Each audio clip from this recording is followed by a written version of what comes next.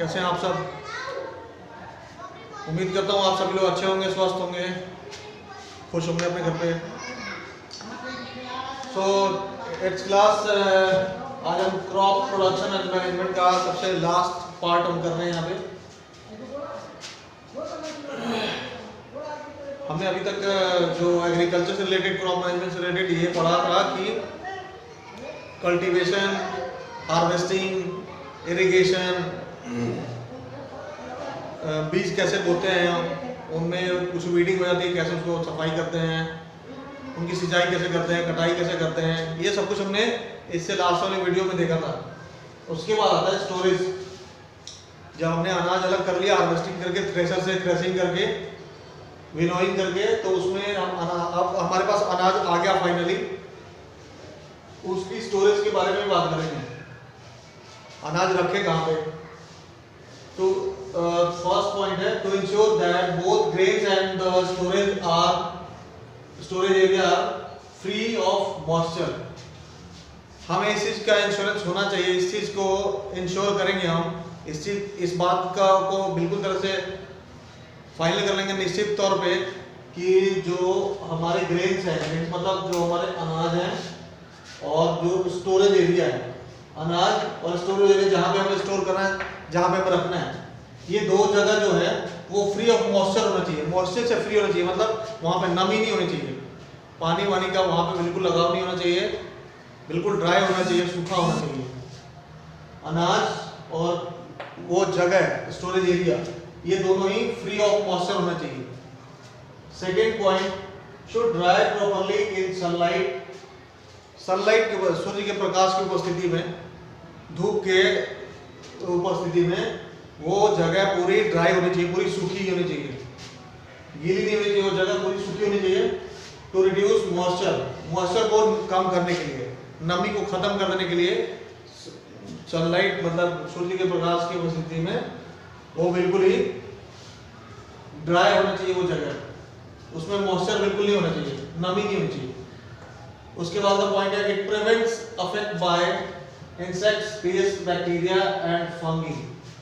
जब वो storage area dry होगा तो वो उससे हमें जो फायदा होगा, उससे जो प्रभाव पड़ेगा, उसमें जो बैक्टीरिया या कीट पतंगे या बाकी के इंसेक्ट्स या फंगाई जो होते हैं, जो कि फसल में अगर लग जाए तो फसल को बर्बाद कर देते हैं, इन सब चीज़ों से वो हमें बचाता है।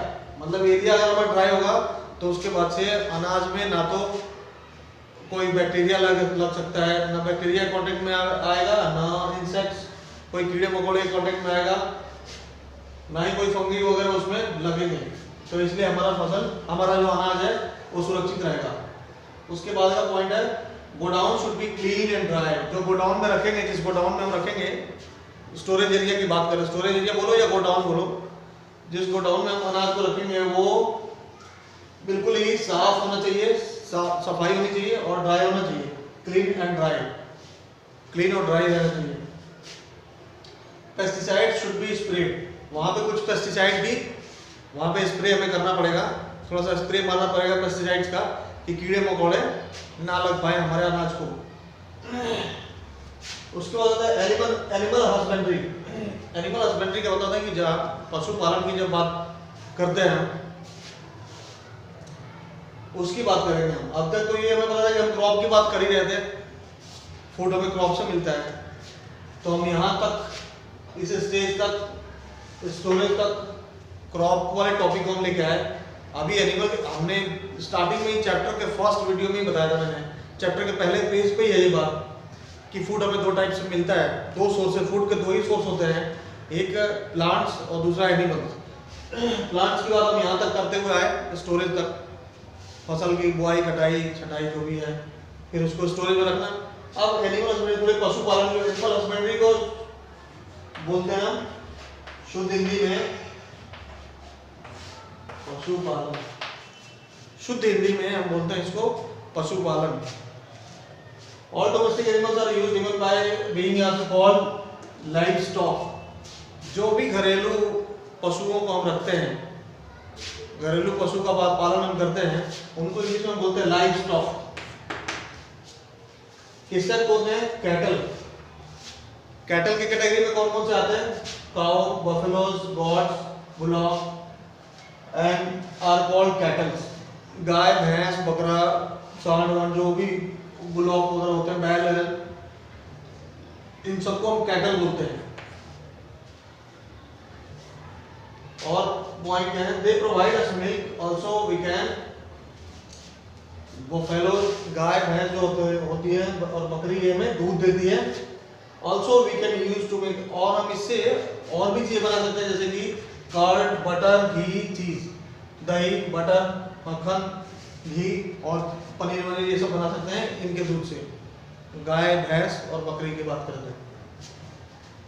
बेसिकली गाय भैंस के दूध से ही हम काम करा देते हैं।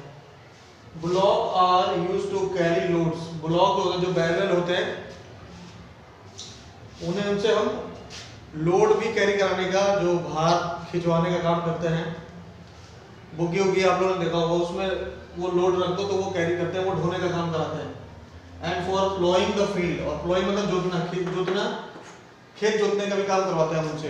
तो ये उसके बाद वाला जो थर्ड वाला जो ये हुआ, उसमें जो ब्लॉक्स होते हैं वो लोड को कैरी करने का काम करते हैं और खेत जोतने का भी काम करते हैं। कैटल्स डंग, कैटल्स डंग जो इस टाइप के जो पशु के जो डंग होते हैं, जो इनके जो वेस्टेज होते हैं जिनको गोबर वगैरह बोला जाता है, इनका जो गोबर होता है वो यूज टू मेक बायोगैस, उससे बायोगैस बनाते हैं। इनके जो गोबर और जो वेस्टेज होते हैं उससे बायोगैस बनाने का काम आता है, या गोबर गैस भी बोलते हैं जिनको हम। और मैन्योर और खाद वाद, जो देसी खाद वाद जो बनते हैं खेतों में, तो इनके जो वेस्टेज होते हैं, जो इनके जो गोबर होते हैं उससे हम बायोगैस या गोबर गैस बनाते हैं और खाद बनाने का भी काम करते हैं, वो खाद का भी काम करते हैं खेतों में। उसके बाद एनिमल हस्बेंड्री में आता है पोल्ट्री। पोल्ट्री जो मुर्गी, चिकन विकन ये सब की बात हम करते हैं, वो सब आते हैं इसमें।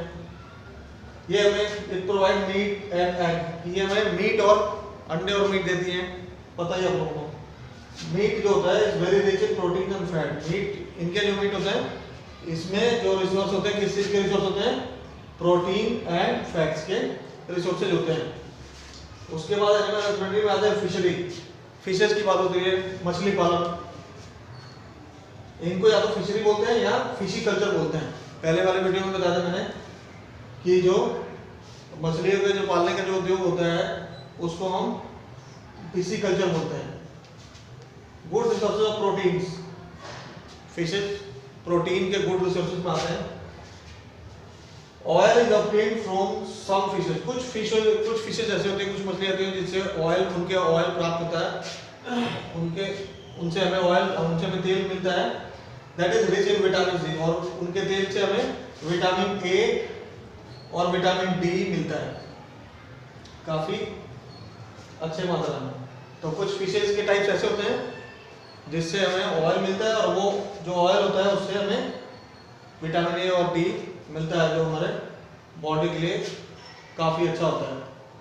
So students, these are all for chapter 1। यहाँ पे हमारा चैप्टर 1 कंप्लीट हो रहा है, और इसके बाद से नेक्स्ट वीडियो में हम क्वेश्चन एंड आंसर एक्सप्लेन करेंगे। जब तक के लिए आप लोग भी क्वेश्चन आंसर ट्राई करना है इसके लिए, और till then keep watching our video, like, subscribe and share. Bye bye, take care.